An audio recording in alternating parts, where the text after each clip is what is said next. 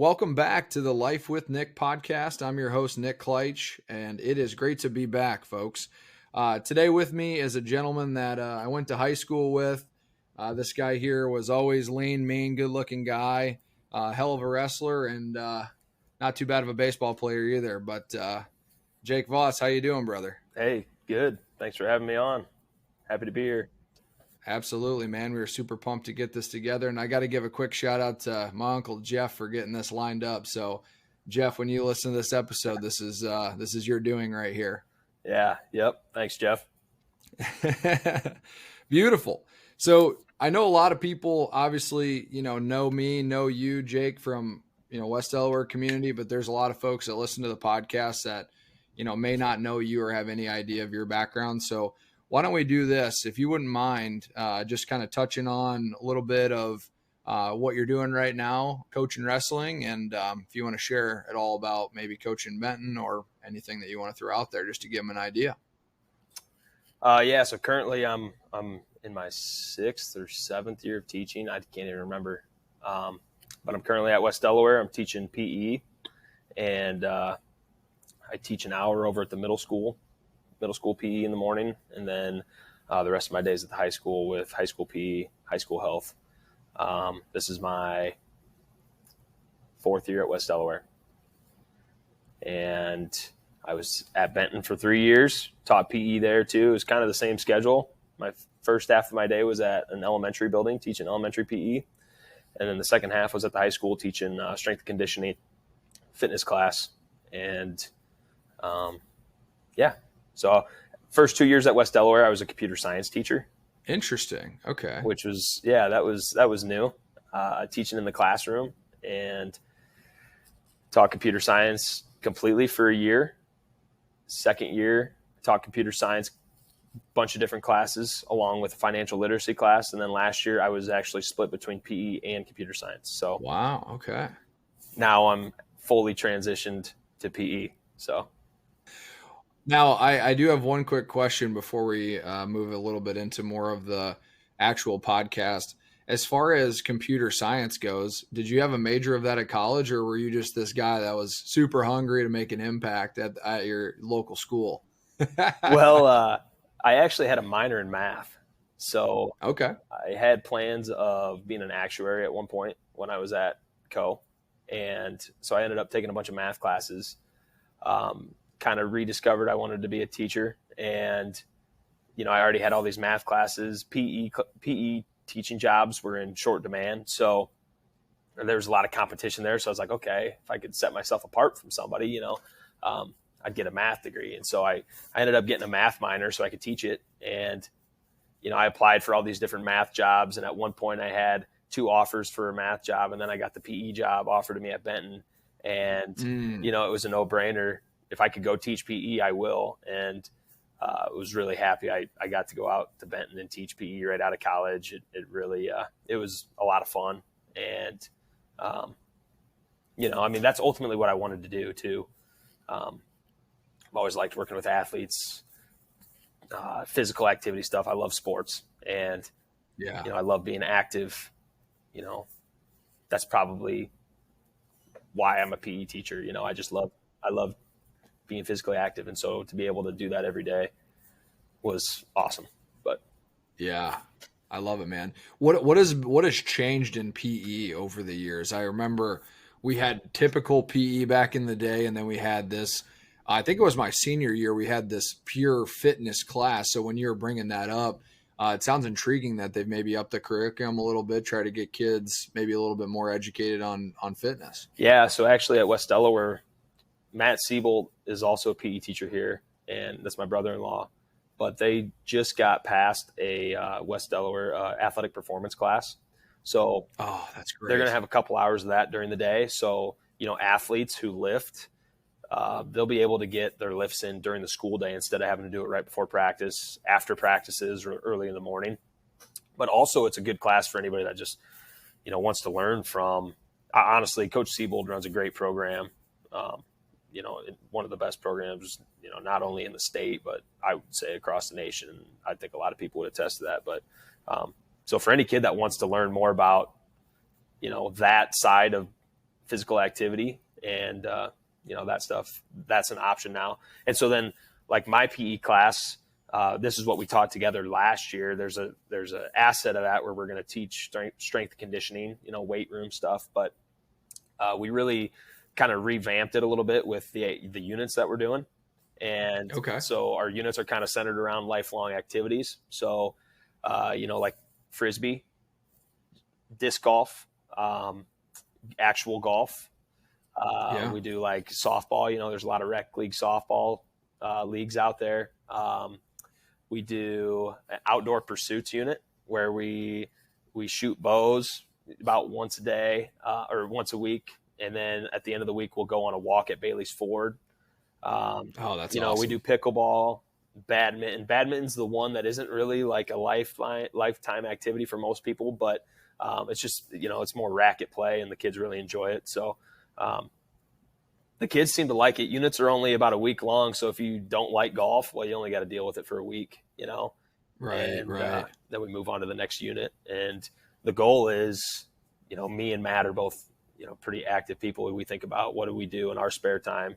What can we teach kids that we wish we would have learned when we were in high school? So. Yeah, that's fantastic, man. And I think too, like just opening up the conversation of just general health and wellness to folk. Like obviously, West Delaware, I will say pretty, sports driven high school. I'll give a little bit of grace to, the band and also the show choir units there. I've had a lot of good conversations with Jackie Hawkins about, what they do over there, and they've had a lot of success too. So I don't want to leave that out, but so it's great that even if you're not an athlete, you get exposed to all this stuff and can get just taught general health principles. Cause it's a thing that you got to get educated on. I know there's a lot of podcasts out there and whatnot now, but the more the merrier, because maybe a kid tries playing Frisbee golf, would have never even attempted it, and all of a sudden they're playing on the weekends now. Yeah, yep. Extracurriculars at West Delaware are second to none. Kids are really involved and have a lot of opportunities here. That's awesome. Definitely. That's awesome. Beautiful, man. Well, thank you for just kind of laying the groundwork there. And as I mentioned in my intro, but I will say this too, just to give you a little bit of foundation. So obviously we played football together, played baseball together. You wrestled, I'd say all at a high level. And so it's just great to, you had a very good individual career, as you went through, wrestled in college, did a great job there. And I think all that helps, go into coaching. But it just so happened that your dad is a very, very successful coach. I didn't have him personally, but I don't know of a lot of people that came up to me that ever complained about him being a bad guy or mistreating them or anything like that. And I think that if you're at a 3A level, in as competitive as you are, and to not have any flack and have this guy that brings it every day, or at least that's what you see from the outside looking in, that's got to be great to call him dad, Yeah. I mean, I would say that's a pretty accurate representation of what it's like day to day for him. So, it's pretty fortunate. I mean, honestly, in all of our sports that the ones that me and you were in together, I think we had a lot of really good coaches, a lot of good Nick Kleitsch stories through all that along the way too. But oh boy, yeah, good thing we're not going to talk about that today, right? I don't know if we have enough time. Oh my gosh, that's funny. That might be podcast part 2 coming 2026, but yeah. Beautiful, man. So, again, for people that don't know, just real quick, West Delaware's wrestling program, I've in my entire sporting career has always been very, very competitive. I know when I had a prior guest on, Scott Litter, talked a little bit about some down years there too, but just a lot of really good principles that have been taught to young men, and they're encouraged to obviously get better every single day. And we'll get more into those principles here coming up. But I think the biggest thing to kind of kick us off, Jake, is, your dad had a hell of a run, and you're coming out, you're over at Benton coaching, getting your feet wet, so when you get that baton passed over to you, what's kind of going through your mind as far as being able to, maybe instill some things he had, maybe have your own twist on things, but I'd love for you to just talk on that a little bit. That was something I struggled with early on here. A lot of the things I did at Benton, I kind of mirrored what Dad was doing here at West Delaware. Only at Benton, I was by myself a little bit. I mean, I didn't have dad there with me. Right. So I got to kind of take his ideas, and then, me along with all the other coaches at Benton just kind of got to do with it what we wanted. And, I was very fortunate at Benton to have a lot of great people involved in the wrestling program. And, Benton came a long ways in just a couple years that I was there. And, so, it was kind of fun to be at Benton and take those ideas and plug them into a new program, because there is a lot of tradition at West Delaware. And obviously, you could plug just about any idea in here and still find success in some ways. But it's something totally different to put it in a brand new program or put it into another program that, and see how it works there. And, it was amazing how the kids bought in, the families bought in at Benton, the coaches were awesome at Benton, and it made it really hard to leave. But when I got to West Delaware, then one of the things that I really struggled with is, I'm a new coach, kind of felt like new things had to happen. And it took me almost, through the entire year to just kind of like take a deep breath and just say, hey, like, follow the recipe here. Everybody gets recipes passed down from their grandparents or their parents, like my grandma's cookies, right? Well, you're not going to make them like grandma unless you follow the recipe, right? And Absolutely. And so that's kind of it's kind of something that I learned this year. Follow the recipe, and then you can kind of add in your own ingredients from there. 100%. And so, I was definitely overthinking it, but it was pretty easy to find out, like, hey, there's a reason why this program's so successful. And there's a reason why a lot of that stuff worked at Benton, because it's really good stuff. And Amen. if you follow the recipe, good things are going to happen. And it was good. It was good, and like just growing up, I got to witness a lot of the things that, not just dad, but, all the coaches, Coach Litter, Coach Lenz, everything that they were doing, I got to see it from, the time I was 5 years old all the way until I graduated high school, and it's good. Like, I don't know. I just, a lot of the things are very familiar to me, and it's fun to kind of be on the other side of it and, get to coach it, instead of just being the athlete. It's fun to get to coach it and, kind of see those experiences take fold that I got to watch as a kid and then be a part of in middle school and high school. But yeah. And I would say too, just from the outside looking in, because I can have that perspective and bring this in, is, I mean, flat out, right, it's just a tough job in general to be a head coach at a successful program. Then to add in the layer of, obviously your father had a very, very great career. And if I was in your shoes too, man, I would feel an immense amount of pressure, because you want it to happen now. You want to be the guy that carries everything on. And yet, in some respects, you have the ability to come in now and take everything that you've seen and learned, but also wrestling evolves, baseball evolves, football evolves, and to have what you experience as an individual at Co, and also just obviously you're plugged into the wrestling culture now, to tie those two together, just a great pool of experience and a great pool of information to pull from.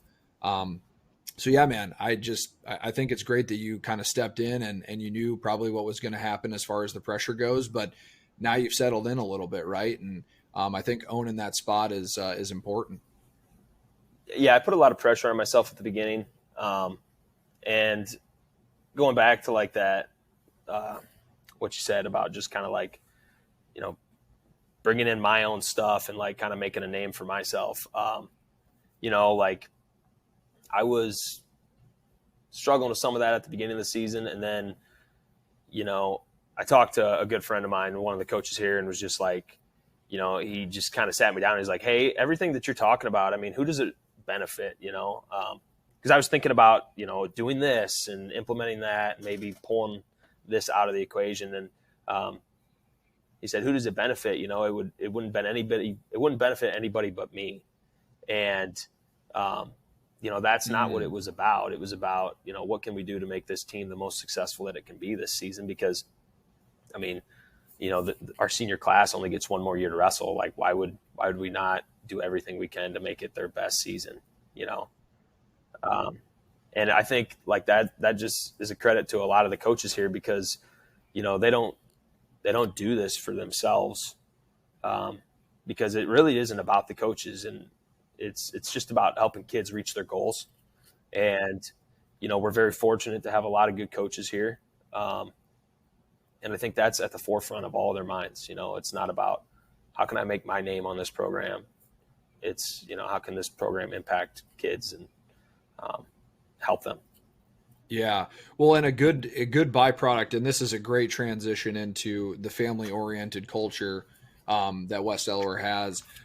You know, if it was just you and maybe two other coaches, that might be another layer of pressure, because you're like, shit, I don't have any resources and I'm just trying to do my best. Let's say some of it's my own, some of it's from, you know, learning from dad, but there may be no more intertwined, close, hardworking group of people than what I witnessed from afar at West Delaware Wrestling. I mean, there are guys that grown men that could be doing a lot of other things with their time, and it's just a complete family. There's no other way to describe it. So I love that you're bringing that up, that it's not necessarily that you have to burden the whole ship, right? It's, you have this kind of group of men together that are with the common goal of, hey, we're trying to help these kids reach their goal. And maybe some guys got good input here, other guys got input there. And as the head coach, ultimately, if you're a great listener and just trying to say, hey, that's something that we can implement, or, you know, makes your job just a little bit easier, I guess, is what I'm trying to say, knowing that you got a couple guys to lean on versus feeling like you got to do it all yourself. Yeah. Yeah. I think that family piece is huge. You know, like we call ourselves the West Delaware Wrestling family. It's the wrestlers, the coaches, the parents, the siblings, anybody and everybody that's ever been a part of West Delaware Wrestling. Like, there are familiar names throughout our program, family names throughout the program of, you know, kids are out for wrestling because their parents put them out for wrestling because they wrestled at West Delaware, you know. And we're starting to see some recycling here. I don't know how many generations through. Ryan Hilby wrestled this year for us, and his dad, Don Hilby, was the first state qualifier at West Delaware not his dad, his grandpa, back in 1956. And then the second state qualifier that we had at West Delaware was Don Lewis. And his grandson, Nick Lewis, was wrestling for us this year too. They were both seniors. So, I mean, we've got at least 3 generations up here. I don't know if we've started the fourth one for anybody yet, but, you know, there's definitely a lot of third generation West Delaware wrestlers coming through, which is kind of cool. But you know, and back to the whole family thing, you know, I think that's something that wrestling just innately does through the hard work and the sacrifice that it takes to be successful. And, you know, it's just like with the military, like you hear people come back and they're like, that guy was my brother, you know, and like they just talk about, you know, all the hardships they went through and like suffered together. And when you create a bond like that, you know, like it's close to a family type bond, you know, and besides that, it's not just wrestlers that are going through wrestling season. You know, I think it's the whole family that goes through it, you know, because weekends, I mean, for a family, their weekends are pretty much taken up every Saturday. Yeah, that's a great point. You know, family meals at home are affected by having a wrestler sometimes. And your sleep schedules are affected. You know, sometimes, you know, I always think like sometimes you see a mom and dad wrestle a match up in the stands. You know, you see a parent up in the stands just kind of twitching and jerking side to side. I mean, they're wrestling a match with their kid. And, you know, I just think not a lot of sports do that besides wrestling. And so by, you know, through all those different attributes, it kind of, you know, it kind of ties everybody together a little bit. And, you know, when you do it together like that, you know, it creates that family. Yeah, and let's go along with that to say that it's a shared success. I mean, when guys either individually or team, whether it's the top guy or the guy trying to fight from JV to varsity to get a spot or what have you, anytime there's success, that's a shared success. And I mean, instead of there just being five people that are individually achieving success, how powerful it is to know that there is success, or let me say it this way, when people are succeeding at whatever level, everyone is like, hey, that's our guy. There's not one bias to this or that. It's truly the team wins if everyone, takes care of their business essentially. Absolutely. Yeah. A wrestler can only be as good as his partners. And, a partner, you get a group of four in a wrestling room, you could have two varsity guys and two JV guys. Well, those varsity guys are only going to get as good as how hard those JV guys push them. And, and I think that's something I think a lot of our kids do is they take pride in the success of their teammates, and they should, because, they wouldn't be where they are without them, and I think that's an important piece too. And again, not a lot of sports are, you can really say that about. I think a lot of sports are, it's very competitive for positions, right? And so sometimes you almost hope like, hey, I hope that guy does bad so that I can get his spot, Mm-hmm. right? And I think there's some of that in wrestling, but ultimately, if you're competing neck and neck with a guy all year and he gets second at state, or if he wins a state title and you were losing to him by 1 or 2 points during wrestle offs and stuff, I mean, like you probably would have got a state title too. And having somebody like that pushing you, makes him better. And so you got to take pride in that. And I think a lot of the kids here do a good job of that. I mean, we had 13 seniors this season. And 1, 2, 3, 4, 5. Only 5 of them qualified for state. I think we only had 5 starters that were seniors, but we had 13 4-year wrestling seniors. That just says a lot about those kids that were in this program for 4 years and maybe never even saw a varsity match. They were just there to help their team. And our senior class was so good this year. I love every single one of those kids. They were awesome, and they really showed our underclassmen how to work. That's so great, man. It was cool. Yeah, it was really cool.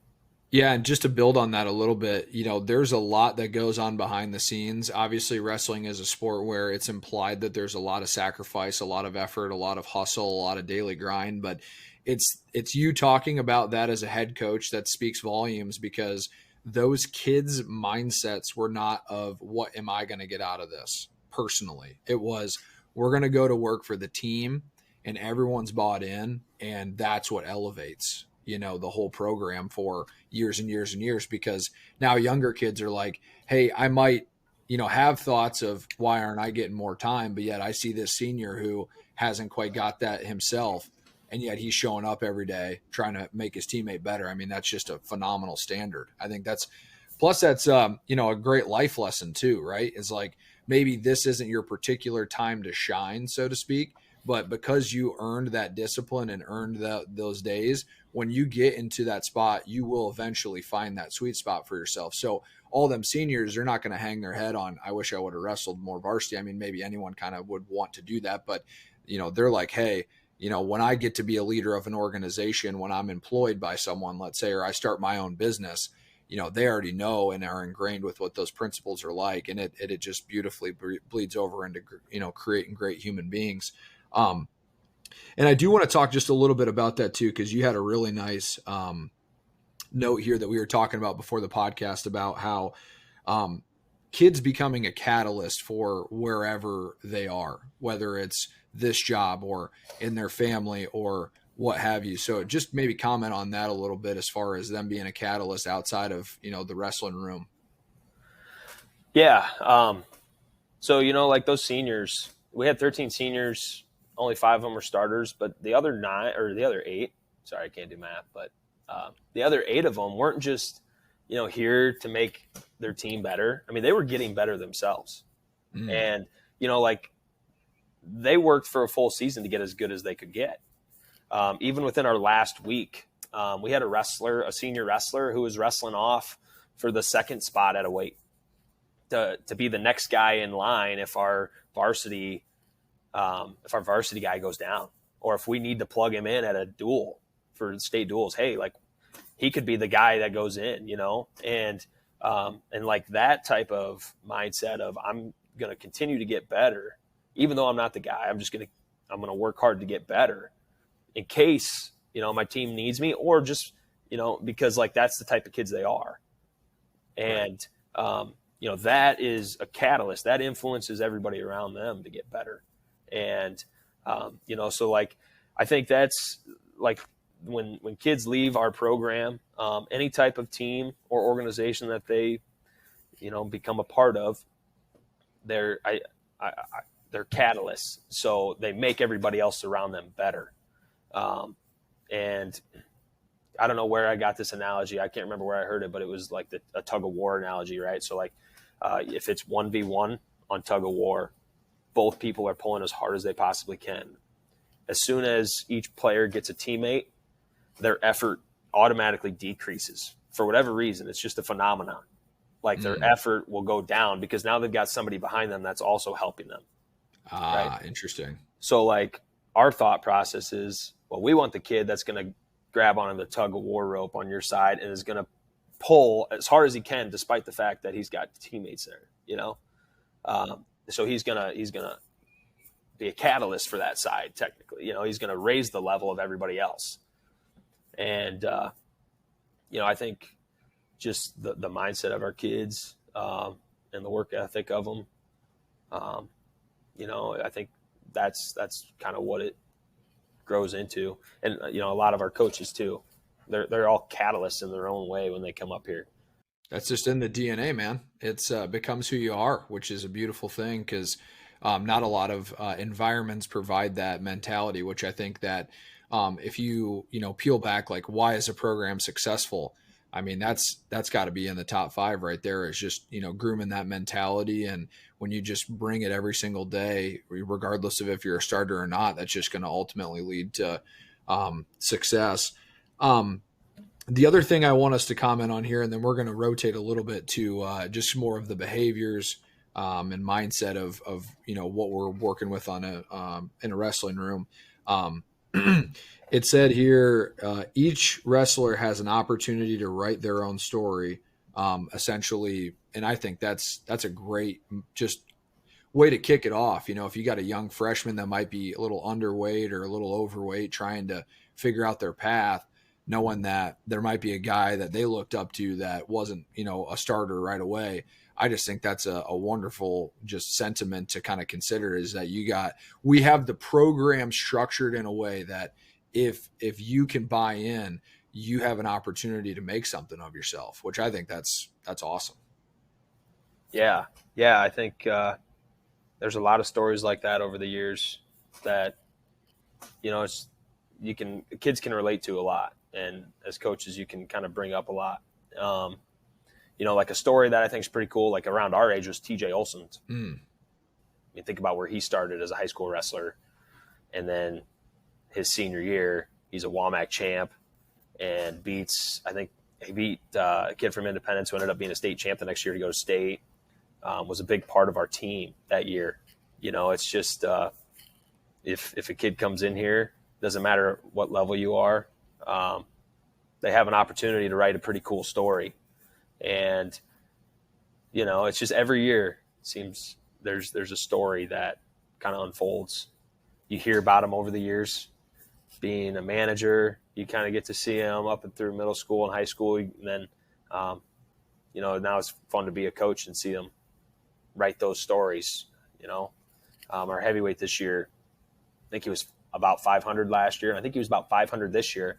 But that was because he lost a lot of matches before Christmas break. But at Christmas break, he just flipped the switch and started wrestling a little bit differently, just made one change. And, started winning a lot more, was a state qualifier this year, beat a lot of really good guys throughout the season. And, like that's a story like, hey, it's just like the flip of a switch sometimes, sometimes it just takes one thing. It goes back to that, the threshold of latent potential that Coach Litter talked about with the ice cube. Right. As soon as that temperature drops or gets above 32 degrees, that ice cube is going to melt. I think it just, again, speaks to the caliber of the program. And I know that I keep maybe, pounding that in, but I think it's super important to study success. And I think that that's just it's a great platform to know how much success can actually happen when you have all these people bought into rowing in the same direction. Then the final point I'll make on that, and then we'll get over here to some elite behaviors and mindsets is, when you are all rowing in the same direction, just to be able to know that if you keep clawing and you keep scratching, eventually it's going to pop for you in some way or another. And for, I don't know when TJ started wrestling, but even if you're a late bloomer, I'm not saying he was a late bloomer, maybe he was, but that's still something to be very proud of, is that even in a shorter amount of time than some other guys had, you still had that growth that, came from year over year. And I mean, he had a chance to wrestle with some really good folks too, but yeah, that's good stuff, man. So any last comments on family oriented culture or? No, I will say, I think, the other hard thing about wrestling, and I think it's what brings people together, is the fact that, you work really hard. And even if you do trust the process and you work harder than everybody else, you're still not promised that stuff, and that's a hard reality in wrestling. And, it's tough. And I don't know, it can be a cool thing. And then sometimes it can be really hard too, but it's, that's where that process comes into play, about what you kind of learn and take away with you along the way. But, become a good, successful human being outside of the sport. Yeah. Beautiful, man. This is a great podcast so far. And I love talking about this stuff. So, we're going to get a little bit more tactical into what makes, someone elite, what makes a program elite. And one thing that I think can tie in a little bit. So selfishly, I really enjoyed talking to Scott in our podcast, but one thing we've talked a lot about was being able to have affirmations, work on visualization, work on just the mental side of any, wrestling was the channel, but it's just how to develop your mind and be a great athlete, be a great competitor. And what do you think in terms of, the creed that you guys have and how you hold yourselves accountable with goal setting and stuff? Just however you want to approach this, I'm wide open for it. But I think that this will be cool for people to hear that, are on the outside looking in of what actually makes us an elite program. Yeah, I think one of the things a lot of people have heard about is our creed. And it's kind of designed for the types of behaviors that we want to see out of our wrestlers. There's an analogy, your words determine your thoughts determine your behaviors, and then your behaviors are what determine your results. And so, you take that end piece, and by transitive property, I'm sure Coach Litter he loves that little plug in there. By transitive property, if you want to impact your results, it starts with your words. Mm-hmm. And so, so that creed then is designed to say, hey, we want to win. What are the behaviors that it's going to take to win? How do we come out of those, or how do we, perform those behaviors? Or we got to think of these thoughts. How do we think those thoughts? Well, we got to say these words. And, sometimes it takes 4 years of a kid saying it every single day at practice to get it, but we're forcing ourselves to say it because, eventually that's going to trickle into the way that we perform. And, we talk about being grateful for the opportunity to wrestle. I know it's cliche, but, in some countries, kids their age are fighting wars or going to military training. They don't have the option or even the chance to just wrestle and, So being grateful for every opportunity that you can have to wrestle.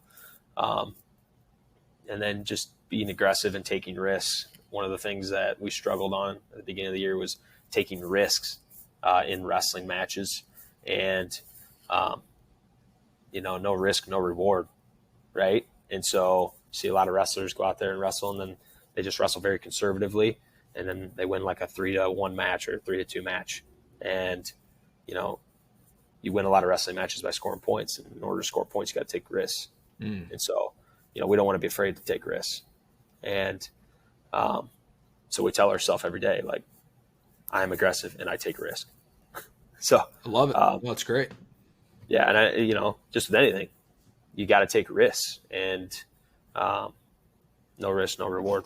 The other thing, one of the things that we really talked about this year is how our effort overcomes mistakes. And so that was actually one thing that we changed.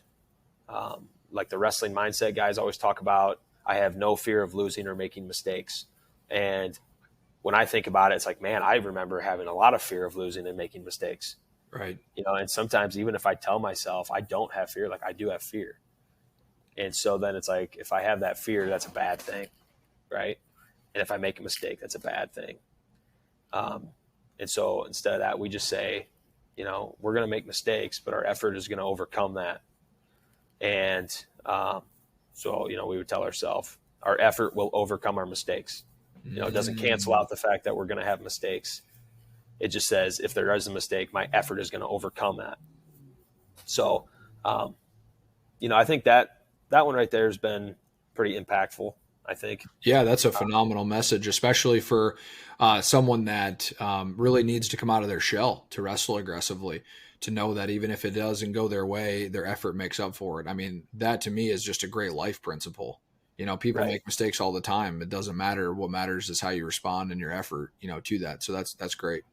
Right. So if you can have confidence in your effort, then you shouldn't have any fear of making a mistake, because, whether or not you make that mistake, you're going to get past it.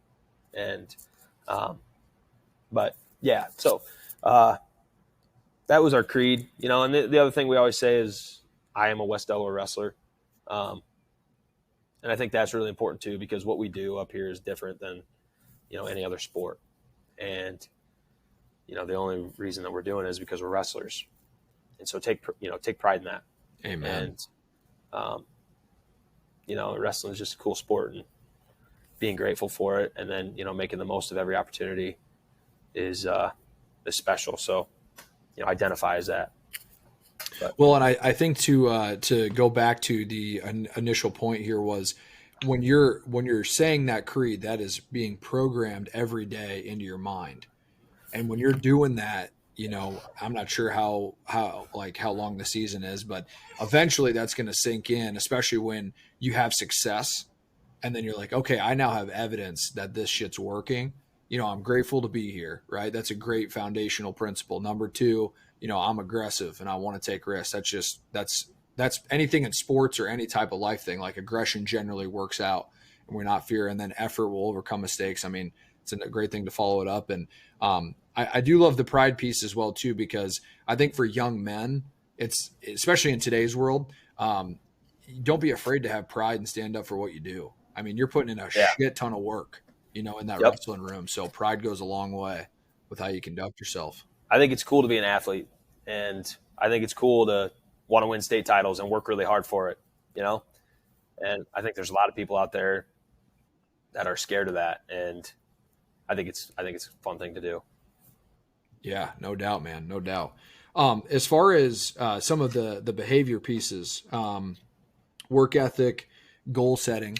So are you sitting down with every wrestler going over this, or how does that actually work into play when it comes to the room? Coaches have assigned kids. And so, if a coach connects well with a kid, then they kind of help them with setting goals, and then holding them accountable to it. Just the work ethic is definitely a culture thing. We talk about the 20, everybody on our team has 20 square feet. And so, that's the invisible sphere around you that you have total control over. You control what goes on in that sphere, what is said, the actions that you do. That's what you control. And then everything outside of that is determined on influence. So you don't have any control on anything outside of your 20 square feet, but you do have influence. And so if you want to maximize the influence outside of your 20 square feet, you need to maximize your effort inside of it. So, if you have a room, and we talk about this a little bit with our captains and our leaders, but if you want a room full of guys working hard, then you bet your tail you better be working hard,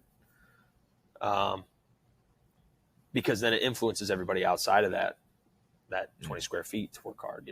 And it's interesting to see people who are more concerned about what's going on outside their 20 square feet than what goes on inside of it. And I think, like that's a good principle for leaders, any leader of an organization.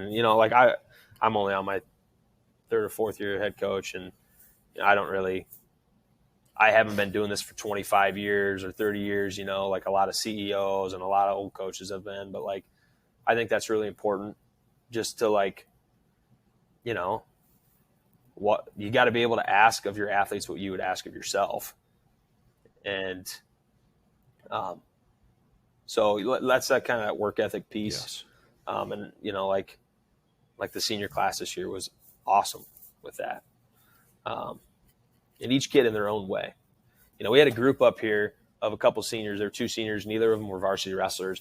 And when they were gone, both of them missed practice one day because they had other obligations. It was like Christmas parade practice. And they were both gone one day. And our whole room came down a level.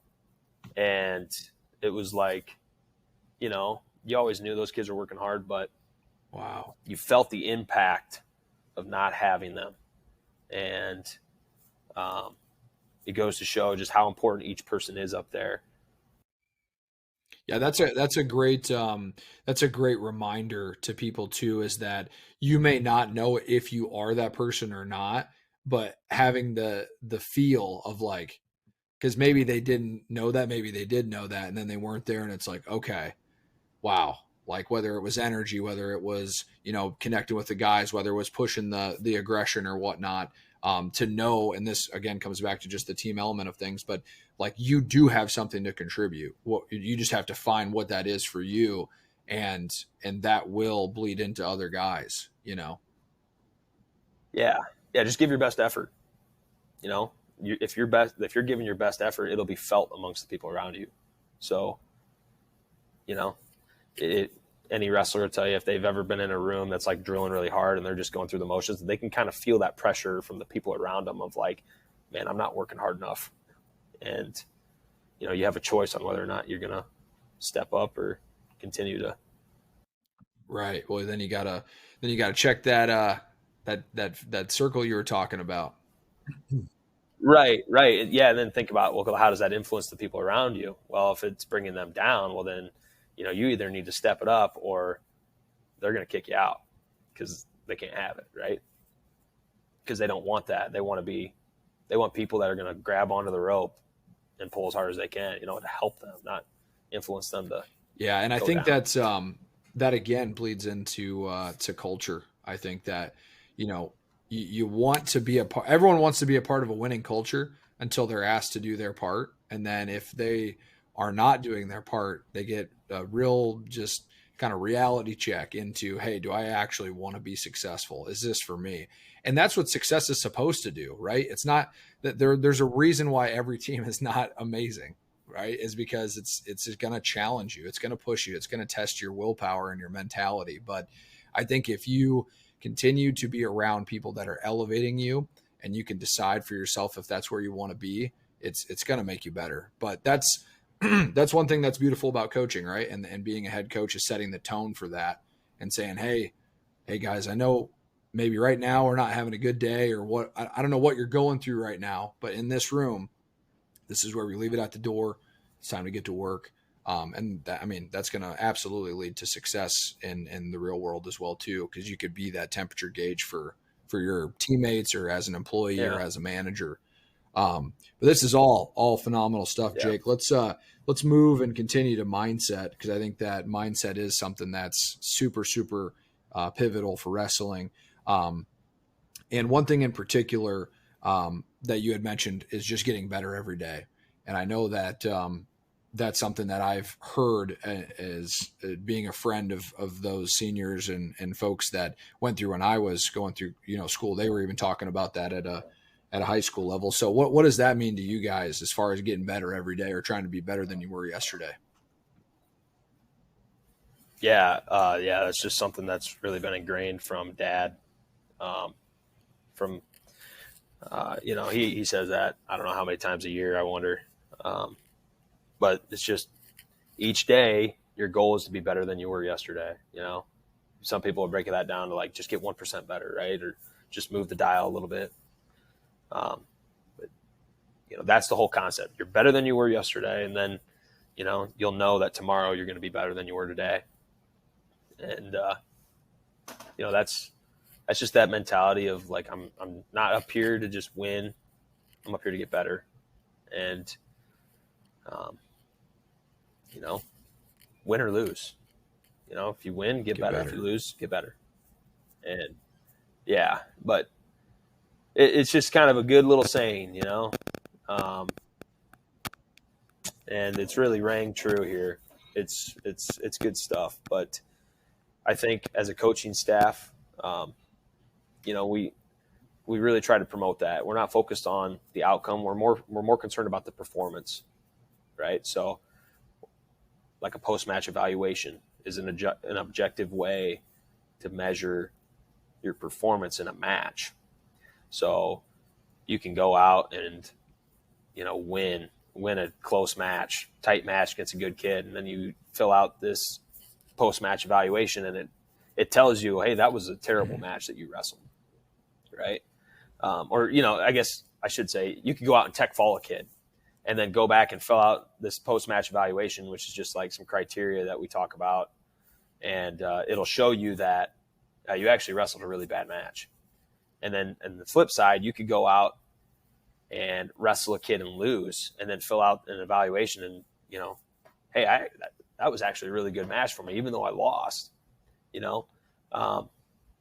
and that's what it all kind of boils down to, is just that, we're going to keep getting better, win or lose, and when you go out to wrestle, don't go out to wrestle to win, just go out to wrestle your best. Amen.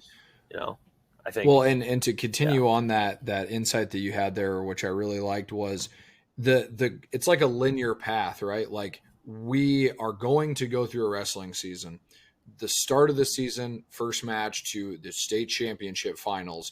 That is a path that we're on. And if we win along that path, that's great. But if we're getting better along that path, we're anticipating that the compounding effect of getting better every single day is going to lead to some of those moments where a kid will have a breakthrough. I think about that senior that you just talked about that had that 500 season. He might be a little bit mentally good or bad, but he kept getting better. And then boom, when that switch happened, you can't just switch if you're not trying to get better every day. Right. I think that's something, that's priceless. Something like that happens to a kid. That experience is priceless. I haven't been coaching for very long, but even in the short amount of time that I've been coaching, it's been pretty cool to see that stuff happen. And yeah, that's all good stuff, man. I wanted to unpack that on the podcast because, what goes into actually a championship culture. These are the things, so if you're somebody out there as a leader or just curious about what makes up success, these are principles that aren't just wrestling related. We're using West Delaware wrestling as a point of reference, but maybe you're somebody out there that, you've been struggling at work a little bit, or you haven't been focused, and you hear this, and maybe this is the shot in the arm that says, hey, I just need to focus on getting better every single day, and knowing that will eventually work out in your favor. That's an easy way to kind of take a note away from the podcast. So we're going to transition a little bit here, Jake. I know we talked about a little bit of family culture, a little bit on elite, mindsets and behaviors. I'd like to get into just the daily grind, because there's a lot of sports out there that people play where obviously practice is important, games are important, winning is important, but I don't know if there's a sport out there that comes with such a grind, right? Just such a daily grind of trying to get better. And wrestling just seems to be a little bit higher up than all the others, because it's just a can't stop, won't stop kind of sport. So, as a coach, what does that look like for you? And feel free to touch on that, or however you want to take it. But let's just talk about that grind. Yeah. The wrestling season can be pretty hard. It was one thing when I was at Benton and I didn't have any kids of my own. And, but like, you'll have optional practices in the morning, and then you'll be teaching all day at school. And then from school, you'll go right to a practice. And then after, like, high school practice, and then after high school practice, you'll have a lot of times like a club practice with your youth club. So you're up at about 5:30 every morning, and you get home at about 8. And if you want to be able to get up at 5:30 the next morning feeling good, you better get to bed by 8:30, Right. 9 o'clock when you get home. And last year was really hard because we had Croy. Yeah. I have a son. And, it was really hard just being there to help Carly, and also just getting to see my kid. And, I'm pretty new to it, but it really put it into perspective of like we live in town. Like, my dad had a 15-minute drive home each day. So, and he had dog chores. I guess I did some of the dog chores when I got old enough, but like, you got to get up earlier to do the dog chores and then drive. And then you got to get, when you get home, you're up later because you got to drive home and do all that stuff. And, like, not a lot of days during the wrestling season that you get to see sunlight. So one thing that we implemented on, we practice in the morning once a week. So in the afternoon, kids can get outside and get some sun. Yeah. And, we're lucky at West Delaware to have kids that love to wrestle. So, it's during the summer when coaches can have contact with the kids. Like, we're still getting up in the morning, working out, still got camps. We got our wilderness camp during the summer. Our high school does a team camp. We got kids that are competing at freestyle meets. So then, like, this year we had kids go out to Fargo, and then they had the Fargo camp. We have our golf outing during the summer. And, it's pretty much a year-round thing. As a coach, I mean, that grind's going to start up here again in about a couple weeks with school starting again. School starts. I coach middle school football too. So, I'll be coaching after school, getting home late. And then as soon as middle school football is done, there's about 2 weeks until middle school wrestling starts. And I like to help. I like going in with the middle schoolers for the first couple weeks. From time to time, I don't do it every day, but I like to get in there as much as I can. And then that'll go right into high school. And so then high school wrestling goes, for 3 months through the winter. And then we got kids that like to wrestle freestyle. So we've got a club up here that we run during freestyle season. So we'll bring in clinicians to run practice. And then when summer hits, like, we're still wrestling freestyle. I mean, our kids just got back from Fargo 3 weeks ago. We had 3 kids wrestle out there. So,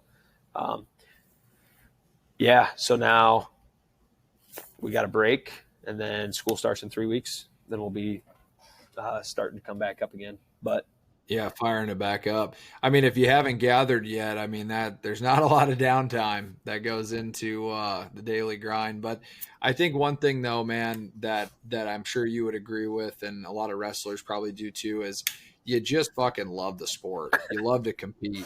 You know what I mean? You love it, because if you didn't love it, you probably would not just suffer through that time commitment. Yeah. We talked about that this year. One thing I don't think kids are told enough is like, we talked about it during our season, is, doing something hard is fun. I mean, how many times has a kid ever told that in his life? A lot of times you hear like, that's hard, it's going to suck. Well, it's like, hey, we want to win a state title. That's going to be hard, but that'd be pretty fun. It'd be pretty damn fun. Yeah. So, but it's going to be hard, but it'd be fun, Yeah, that's great though. I love and that. It's just, sometimes you think kids know that, and so then it goes unsaid. Sometimes it's like, something's really hard, but that would be a lot of fun. Doing hard things is fun. That was our motto. Doing something hard it's fun.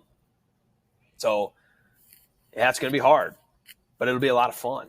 And, a lot of kids they're never told that. So then they never embrace it, and it just goes back to that. It just goes back to that word. The words affect your outcomes, right? Like if you tell yourself it's going to be fun, it'll be fun. And I think like you were really good at that in sports.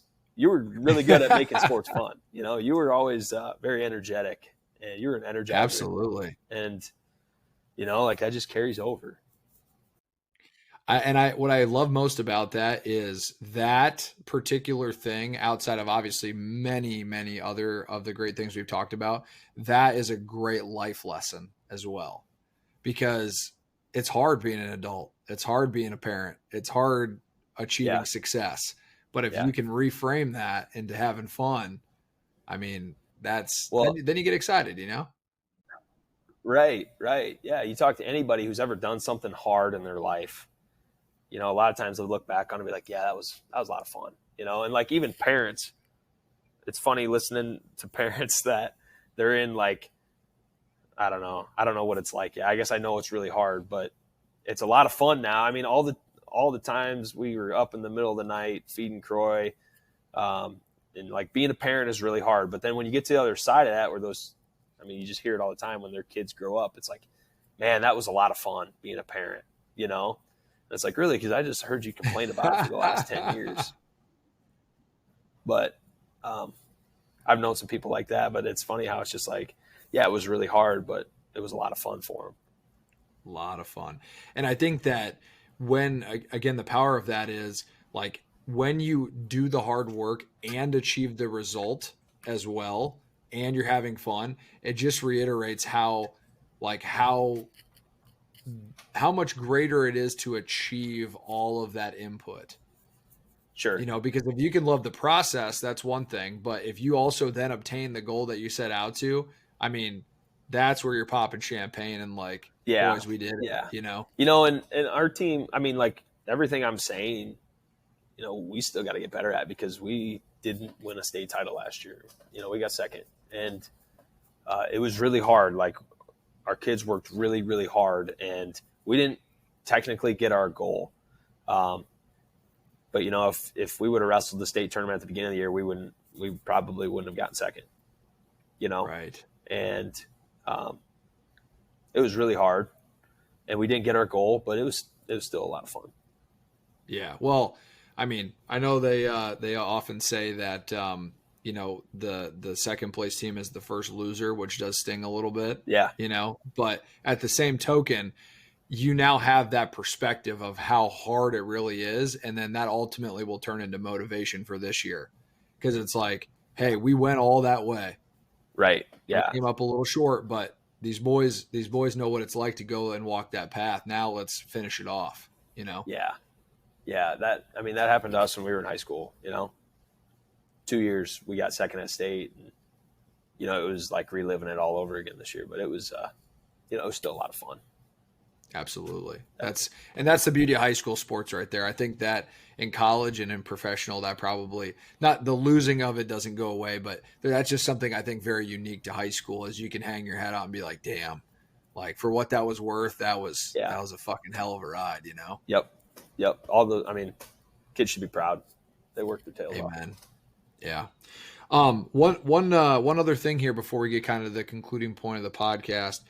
we wanted to talk, or I wanted to talk a little bit about the process, and we've been kind of dripping that in here or there. But one guy in particular that really brought this to my attention. There's a great book called "Obstacle Is the Way" by Ryan Holiday, and he has an excerpt in there about Nick Saban, and that was what he really brought to Alabama. And a lot of times people kind of get upset that he won so much, which is hilarious to me. But his big thing is, we have the end goal, but the only thing that matters today is the process to get to the next phase, in the next phase, in the next phase. So as you think about implementing that as a head coach, just talk on that a little bit, because I think sometimes people, they say they want something, but then they have to follow the process. And that's really where that system comes into play, and how critical it is to, come in every single day and have to trust that process and follow it. Yeah. That was actually something that we focused on this year. Was our team. We had 13 seniors have been in the program for 4 years. And when they first got there as freshmen, they had a team that had like Wyatt Volker and Jade Payton. They had like one of the best teams in West Delaware history. And so I think coming into the wrestling room, the outcome was kind of known amongst everyone. Like, you got Wyatt Volker on your team. Like, we're out to win a state title. We just won it 2 years before in a row. And I mean, we're here to win a state title, and so then all they had to focus on was the process of it. Right. But this year we had a team full of really good workers, and we needed to come up with something that we needed to come up with an outcome. What did we want? What did we want our hard work to be for? And, we had to say it. We had to come up and say it. Because again, if you don't say stuff, a lot of times you just assume kids know it as a coach. But if you don't say it, sometimes they'll never hear it, and then they'll never know it, And so we came up, and the first week of practice, we didn't talk about anything. We just showed up, put our boots on, or put our shoes on. That was our poster: get boots on, get to work. So the first week we just came up, did some clerical things if we had to talk about scheduling and stuff. But then it was just, all right, warm up, let's get to work. And we worked hard for a week straight. And, we got to the end of it, and it's like, guys, why are we working so hard? And a lot of times, kids would raise their hand and they said, well, to get better, which is great. That's perfect. That's the mindset you need from your kids, but getting better is the process. Why are we getting better? And then they would, they kind of sat there and they thought about it, and it's like, don't we want to win a state title? What are our goals? We want to get better to win a state title. And, it was like, oh yeah, I guess I never really thought of that. It's like, okay, that's the outcome that we want. Now, you don't get there by just focusing on that. So then we use the analogy of driving a car. Every time you get into a car, you have a destination in mind, right?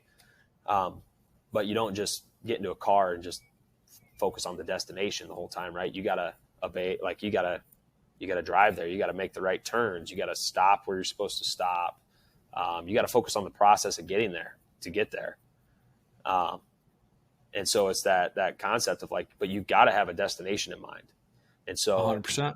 So I got this from this book called Extreme Balance, but it talks about dichotomies. And so one of the dichotomies was you focus on the process and you focus on the outcome, where a lot of times people say, don't focus on the outcome, focus on the process, right? Or it's focus on the process or focus on the outcome. Well, this book challenges a lot of those dichotomies. Instead of putting the word and in there, it's to put the word, instead of putting the word or in there, it's to put the word and. So focus on the process and focus on the outcome. And there's different times where focusing on one or the other helps. And so it worked really well with our team this season. One of the things we did is kind of goofy. I got one of our coaches brought up one of those glow in the dark stars. And, so the analogy was you got to have a shining star, right, to shoot for. So like we came up with that outcome, and it was like, all right, let's pack all that into this little star. And then we hung it up on our wall. And, day to day, you can't really see it. It kind of blends into the wall, right? Well, then we got about halfway through January, and like guys are tired. It's been a really long season already. It's just a hard time of the season. And so then we turned off all the lights, and that star just lit up, and the whole analogy is like when times are dark, that's when your star shines the brightest. So it's like, you get through January and you got that star, and it's like, hey, let's not forget about why we're doing this. Right. And right. It's like, oh yeah, and then it's like, okay, we can focus on it for a minute, and then let's turn the lights back on and get to work. Absolutely, dude. Yeah, when we were talking off air about that book that you just did reference, and we'll get to that here in just a little bit. Both things are extremely relevant to exist, because as we were talking about that daily grind, you can get so lost in the daily grind that you literally forget sometimes, like, what are we even doing for? Right. Because there's so much work that goes into it. Right. But I love that you guys pause to just take a couple moments to just be like, hey, as a quick reminder, the reason we're busting our ass right now is because of that shit right there. That's where we're going, boys. Yeah. Yeah, that was pretty cool. And the cool thing about it was it was shared, It wasn't like just the coaches saying, this is our goal, guys. It was the kids believing that could happen, Because we talked, it goes back to that hard stuff being fun. And we talked about when, like, the year that they won 3 state titles in a row, or maybe it was 4. I can't even remember. Winning those state titles, I think they won in the state finals 2, 3, and 4. I think they won by blowouts, right? And it's like, yeah, that's awesome. Like, kicking tail in a state championship is awesome. You know what's even cooler? Winning it when you're not supposed to. 100%, yeah. So, there's the first year that they won it. I don't think they were expecting to, and I we just talked about it. I guarantee you that season was a heck of a lot more fun than these ones, and because they probably had, not that they worked harder, but it was a really hard thing to do, and that's a lot of fun. Where, those seasons. I don't want to take anything away from those seasons because they were really good, but like you're watching the state finals. You're watching the state finals and it's a blowout. Is that as much fun as winning it when you're not supposed to? Now don't get me wrong. I would rather win the state tournament by a lot of points, but yeah, I think that point is the reward of that fight and that being underdog and not expecting it, or having others be favored. That's a different fight than defending it when you're number one, let's say. Because then it's more of like, hey, we're supposed to be here, so we got to throttle on our guys to be like, hey, we're supposed to be number one. But yeah, when you're not expected to win and you do find yourself coming out on top, there's just a little extra to that. And I think any athlete would agree with that, Yeah. Yeah, especially when like you earned it. Absolutely. Not because you got lucky. It's earned. Is fucking earned. You bet. Yeah, and I think that again can be another real life takeaway, is that whatever your goals are in life, figure out them. Try to find your North Star, whatever that is. Everyone's different.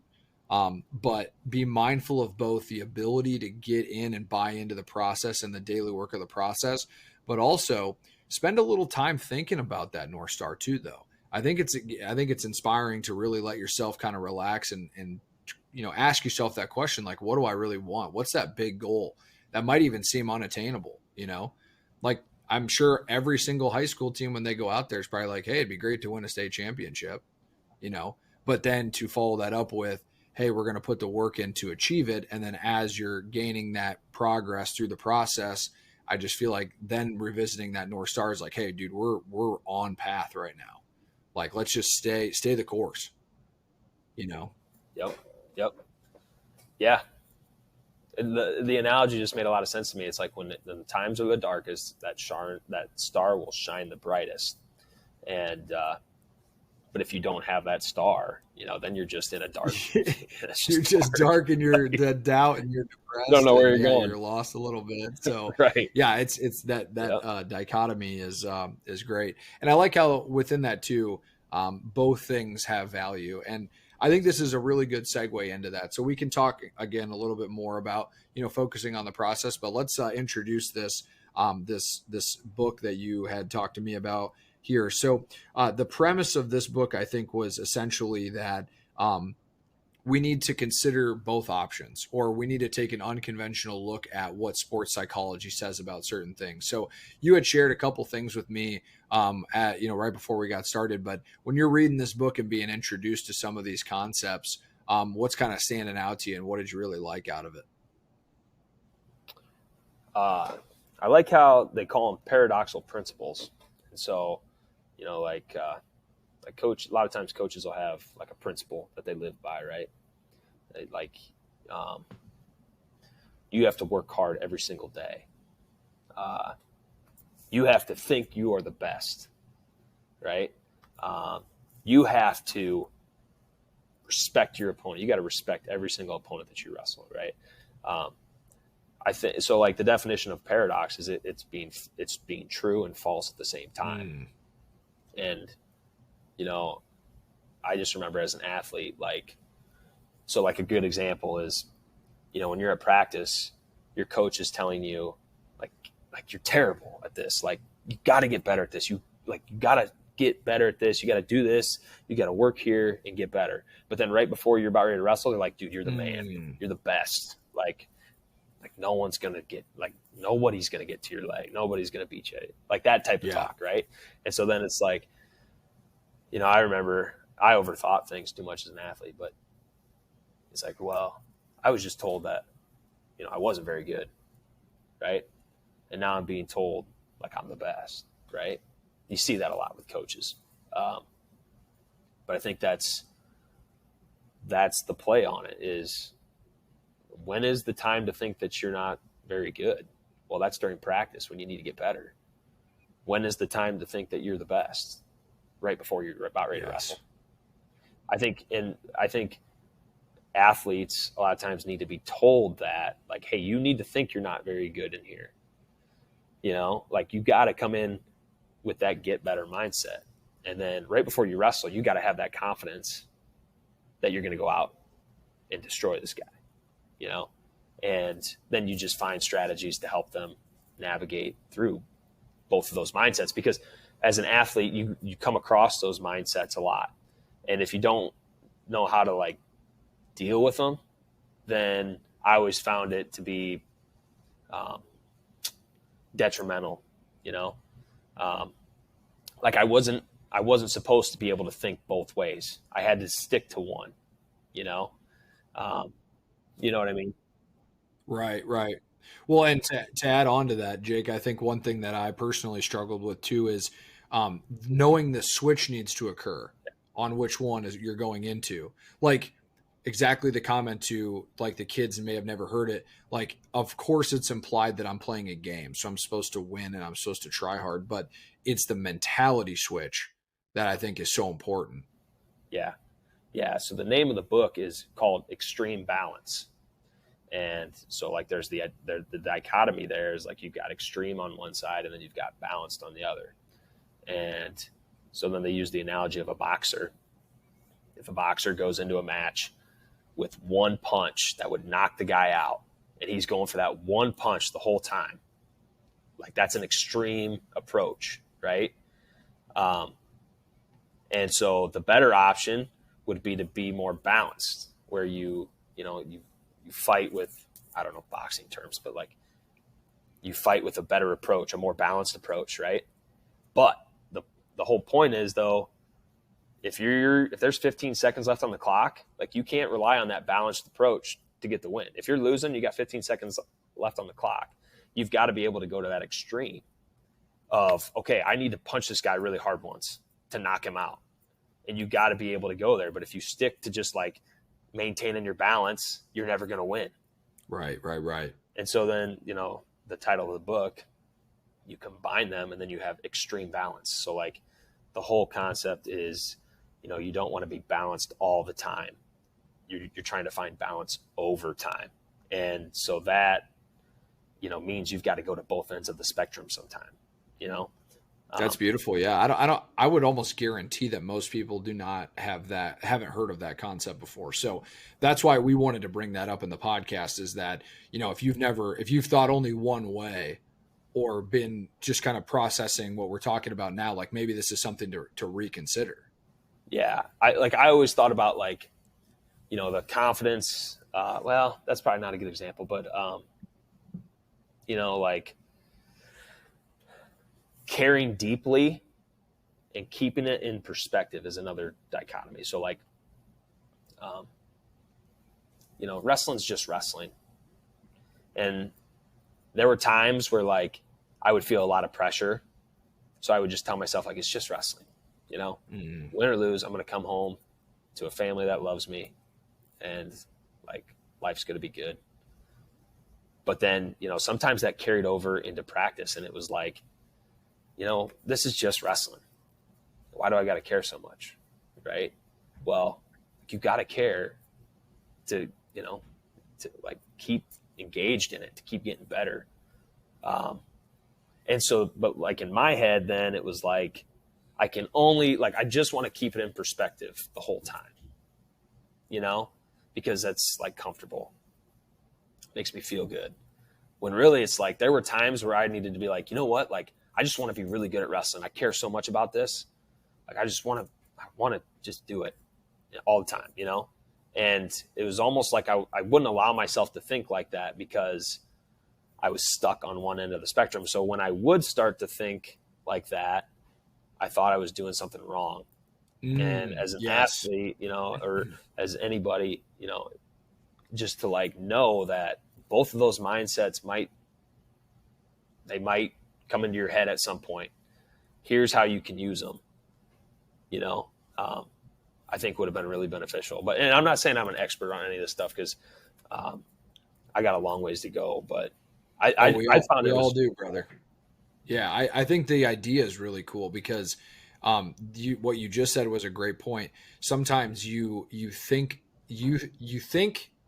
that's a bad thought, if that makes sense. Like you're spending too much time on one side and knowing it's okay to cross into the other side. Yeah. And balance being that even though right now I'm heavy over here, eventually I will need to shift to being over here. And that's very acceptable. In fact, we want you to do that. Right. Right. The thinking you're the best thing, like, a lot of people like to tear you down where if you're like really confident in yourself, like a lot of people say like, man, you're being too arrogant or like you're being too cocky. Like sometimes that's really good. Like sometimes it's really good for a kid to just be like, man, I'm the man, and, but sometimes for kids it's detrimental, and on the same side, like you don't want a kid going out on the mat thinking like, I'm not good enough, but at the same time, like you want them to come back into the practice room and think like, I'm not good enough. Yes. So it's like, but it's just so hard because as an athlete, if you're told like you should never think you're the best, then that time where you're like, man, I'm really good, like I'm feeling good, I'll kick anybody's butt, like you're gonna think that's a bad thing. Right. And so then it almost is, it's detrimental. Well, and I think that's where, as a head coach, with this information, you have the ability to help them understand when it's okay to shift into those mindsets, because you're in some ways setting the tone of both of those things. Yeah. Yeah. I think it's different for every kid. And it's just, I don't know. I still got to get better at it. Well, yeah, you're good, brother. Everyone does need to get better, but I think that being open to knowing you got to get better is a great thing, but also having that confidence, I think is really, really solid. But I mean, to be even introduced to something like this young in your career, I mean, you're going to continue to learn about that. You're going to continue to know how to implement that, and it's only going to get better with time, which is great. I mean, that's the beauty of coaching, is you just get you get seasons to learn what's working well and what's not working well, and time to implement and try trial and error. And, truly every kid is motivated in a different way. That's what is both challenging and fun, with a team. That's what's awesome, having, a lot of great coaches at West Delaware and a lot of great families. They know kids, they relate to kids on different levels, and kids have a lot of options of different coaches that they can relate with. And to have that along with every single, all the coaches being just good people, we're really lucky. So, yeah, no doubt. Well, we are just kind of winding down here on the Life with Nick podcast. Been a great episode, Jake. So thank you for coming on here and not only getting a chance to talk about, the program and what makes it great, but I think to kind of look, to the future of a lot of things you're excited to work on and a lot of things you're excited to continue to get better at with coaching, but also just as a man too, learning how to navigate life and, continuing to get better there. One last thing I would like to throw out. So wrestling is something that's been basically, you've been baptized on the mat, if I could go as far as to say, you've been Sure. around the sport for a very long time. And this will be a little bit off the cusp here too. What has wrestling just taught you about life? Like what are some of those deep lessons from sports, specifically wrestling, that really stand out to you? And I'll go first, but I'm going to go with baseball because that was more of my game. First thing is, sometimes, it just happens how it happens. You can have the greatest performance and it could get you out 3 times, or you could have the worst performance and get on base 3 times. What matters is, how you show up every single day, to try to achieve that outcome. That was one thing. And the second thing was, there's just nothing that replaces hustle. Hustle is the answer, and aggression, as we were talking about a little bit with wrestling too. Like, being a hustler will always pay, eventually in the future. So now that I kind of laid the groundwork for you there, what's some things that wrestling's taught you over the years? I think the biggest thing it's taught me is that hard work always pays off. And always. So, like, we worked our tails off this season and we got second. Imagine what we would have got if we didn't work hard. Right. I never won a state title. Imagine what I would have got had I not worked hard. Whether you get to that goal or not, hard work will always pay off. And sometimes you don't see it right away. Sometimes Amen. There's years in between that hard work paying off. But just know that it always does. I think that's a core belief of mine. Another thing that we started learning here is that E plus R equals O equation. And I think, the only factor that you have in life, so it's event plus response equals outcome. And through that equation, the only factor that you have control over is your response. That goes a long ways too. I think wrestling has really taught me that, something happens, think about the outcome you want. You can control how you respond to what happened to help influence that outcome. And that's the only thing that you can control. You can't control the event that took place, and you can't control the outcome that occurs, but you can control your response, in direction to that outcome. And then that outcome becomes another event that you can respond to. Yeah, that's a wonderful takeaway, because I think that can be carried. I mean, not that hard work, the other one that you said, that absolutely is a great life principle as well too, but both of those in combination is, I mean, that's great. Yeah, I would say those two, and the hard work always paying off. Like, just, when kids come up here and wrestle on their own, like, that pays off.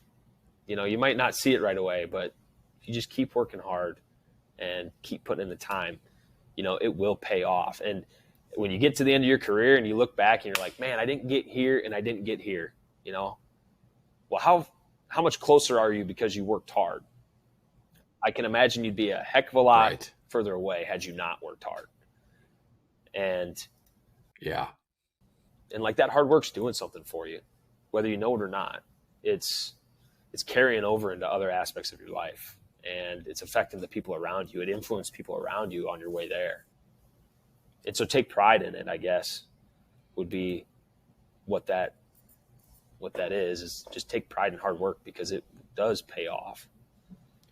Yeah, I think it becomes your identity at some point. You're like, no, I am a guy that can do this. And obviously wrestling is an incredibly challenging sport. So if you take that same mindset, habits, all the stuff we talked about on this podcast, and you apply it to, again, your job or starting a business or how you show up in your marriage or what have you, like that is where you can really feel the success, because most things in life are not as hard as wrestling. I mean, we're talking about arguably the hardest sport on the planet. And probably those that have wrestled would say it is the hardest sport on the planet. So if you're able to do that in that type of environment, that principle will absolutely create a competitive, separator in other things in life. Yeah. I think everybody should wrestle, just it makes you tougher. Like, there's no doubt. Yeah. The hardest thing you've ever done is the hardest thing you've ever done. And what that looks like for some people, obviously, I just think it's, wrestlers have a higher tolerance than a lot of people, because the hardest thing that they've ever done is a lot harder than what other people have ever done. Yeah. And a lot of people don't ever push that. So I would say most people, especially if they have not wrestled, probably do not know how hard it truly is. And maybe that's a fun little way to, to end the podcast, is maybe we need to get out of our comfort zone a little bit and expose ourselves to hard things, because that's what really pushes you. And it feels good. It feels good to work hard. Yeah. It's like, it's a lot of fun, right? I mean, yeah. And it is like, it's just fun. This is my happy place. It's fun being up here. Everything up here is fun. It's fun to do whatever it is we're doing up here. And the people you run into up here, are a lot of fun people. So yeah, no doubt. Beautiful. Well, any final sentiments here, Mr. Voss, before we get concluded on the Life with Nick podcast? I don't think so. I got a lot of Nick Kleitsch stories, but we could save those for another one. That'll be our part 2 in 2026 coming out. We'll circle back on it. Another thing I thought about too was getting a couple guys and doing like a joint podcast. I think that'd be really fun to get some guys on here and talk a little shit, but also to just discuss all their experiences in wrestling and whatnot. Yeah, that'd probably be really fun for us. It'd be tough to listen to. Yeah, that one might be. We'll just record that and just keep it between ourselves there. But yeah, no, man, really appreciate you coming on and talking about all this stuff. And for the listeners of the Life with Nick podcast, always hoping you're taking away good stuff from people that I find very interesting, very inspiring. And it just so happened that, we played some sports together in high school, Jake, and you're doing a lot of good stuff and always been a good dude. So appreciate you coming on. Yeah. Well, talk to me in 10 years if what we're doing is good stuff. We'll find out in 10 years. Yeah, that's fair. All right. Until next time, ladies and gentlemen, I appreciate it.